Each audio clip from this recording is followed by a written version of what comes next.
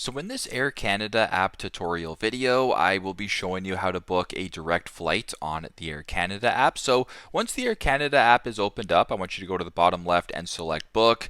Then once you're at the top here, you can select round trip, multi-city, or one way. So if I wanted to go ahead here and let's just do a one-way flight, I will go from, let's just use Calgary as an example.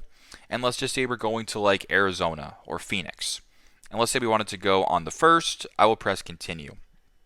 So once you have your dates selected, you can choose the amount of passengers right here. You can choose the economy right there, the cabin class. Once that is done, press search for one-way flights. Now, once you're on this page right here, if you want to filter for only direct flights, so for example, if you were to scroll down here, it says one stop in Denver, etc. Go to the bottom right, press on sort and filter.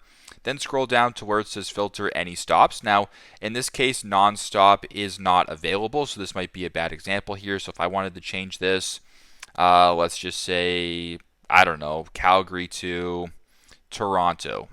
I'll just use this as an example. I will search one-way flights, or search, flights right here. It'll change my trip a little bit. I'll go to the bottom right, sort and filter right here. Make sure that nonstop is selected and then press done. Now what you're going to be seeing right here is all the different options being nonstop, or in this case, direct, in regards to what you're looking for. So pretty simple, pretty straightforward. That is how to book a direct flight on the Air Canada app. Thanks again for watching and hope this helps.